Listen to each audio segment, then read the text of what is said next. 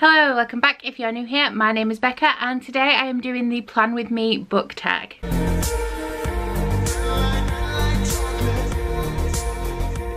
This tag was created by Shelbi over at What's My Page Again, and she tagged me to do it. So thank you very much, Shelbi, for both creating this tag and tagging me. This tag centers on things that you put in your planner, for example, to-do lists and functional icon stickers and things like that. You don't have to be a planner to do this, but I personally am, and I have two ways of planning.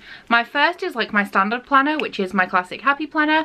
I use this to track my booktube videos and things that I need to edit and things that I need to film. I use it to track my candle business and I use it to track my general day-to-day life. So that's all included in this one. My second planner is my bullet journal, and this one just tracks my reading. So this one has in my TBRs, my stats, the books I've read, and my book hauls, and then it also has like readathon challenges in it and any lists of books I want to read. Like I just added today my thriller TBR of all the thrillers I own, and then I can check those off. I also track the series that I've started and how many books through that series I am, so I can very easily see everything I'm in the middle of. So this book tag has 10 questions, and let us begin. Question 1. Payday. A book you would buy right now regardless of the cost. Okay, so the most expensive book I can think of that I want that I can't afford is the first edition Strange the Dreamer with the blue sprayed edges and the illustrated page from Laini Taylor. This is going for between £100 and £1,000 on eBay, and there is no way that I will ever own it unless I very luckily happen to chance upon it at a charity shop where somebody's donated it and has no idea what it is. But unless that happens, I will never own that book. Question number 2 is to pay a bill. A book you would get rid of right now. Okay, so I'm being a little bit evasive with this question because every time I buy new books and my shelves get full, I scan it for any books I don't want to read anymore. Then I start an unhaul pile, and all the books in my unhaul pile will stack up until I have like 10 to 15, and then I will make an unhaul video. However, at the minute I've been cleaning my shelves quite a lot and I don't have anything that I want to get rid of because I don't want to read. So a book that's in my unhaul pile that I would get rid of right now is Three Dark Crimes by Kendall Blake, but it is only because it's a duplicate. I did buy this off Amazon, and then for my birthday Ryan bought it because he didn't know that I had it, so I now have 2 copies and this one will be unhauled. Number 3, Doctor Appointment. A book that makes you feel better when you are down. For this I have A Court of Mist and Fury by Sarah J Maas. This book never fails to give me the same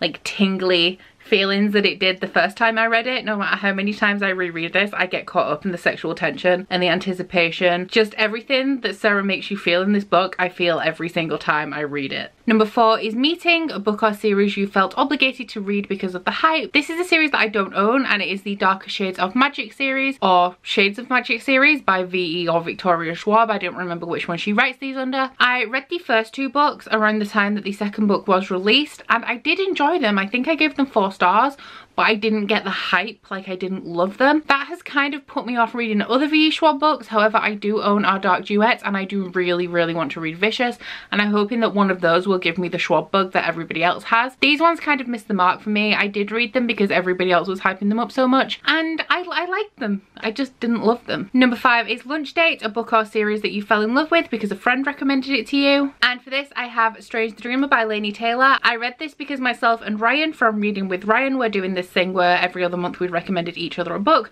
We have stopped that recently because Ryan like just doesn't read the books I recommend him, and I have like an extensive TBR right now. But he recommended that I read this for March, and I did, and I absolutely loved it. This is no. Is it my favourite book of all time? It might be, but I'm mass trash. So like I have a few books that are my favourite books of all time, but this is definitely one of them. So thank you, Ryan, for making me read it. Number 6 is Work Week, a book that you found hard to get through. For this I have a book that I'm actually currently reading, and I struggled with it, and I've since taken a break. But that is American Psycho by Bret, Easton, Ellis. I was buddy reading this with Mel from Mel Moriarty, but she unexpectedly has had like a really busy week, so we put it on hold. But I was listening to the audiobook for this, and there's one bit where he's like killing somebody because he's a murderer, he's a psycho, and it was graphic. It was really graphic, and I was listening to this at work and I was just like, my stomach was turning. And I'm not necessarily a squeamish person. Like I am a little bit, but most things don't faze me, like no matter how dark or graphic or violent.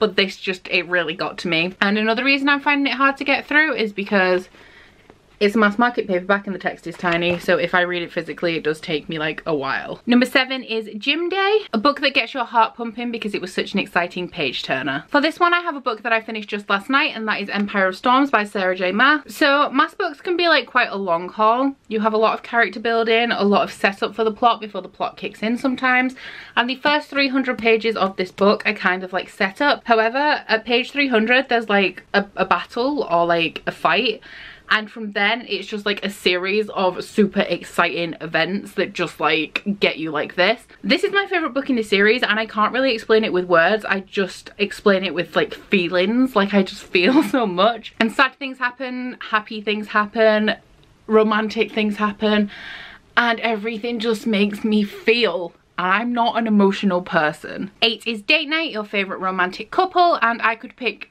a lot of Maas relationships for this, but I'm gonna go with Sidrian from the Bloodline series, which is the spin-off of Vampire Academy. Guys, please tell me why you all prefer Vampire Academy, or most of you prefer Vampire Academy to Bloodlines. I'm definitely a Bloodlines girl. Adrian was my favorite character in Vampire Academy. Did not care for Rose and Dimitri, didn't care about Lissa, she's such a wet lettuce, but Adrian was just perfect, and that he got his own spin-off and got his own romance was just everything to me. This is kind of like a nostalgic favorite romance. There are definitely probably others that are more my favorite than this one, but Sidrian will just always hold a special place in my heart. 9 is Vacation, a book or series you would want to binge on if you had all of the time in the world, and there are quite a few that I could have picked for this, but I went with Falling Kingdoms by Morgan Rhodes. This is sort of pegged as a young adult Game of Thrones. It's like an epic fantasy with multiple perspectives, however it's like a little bit shorter than Game of Thrones.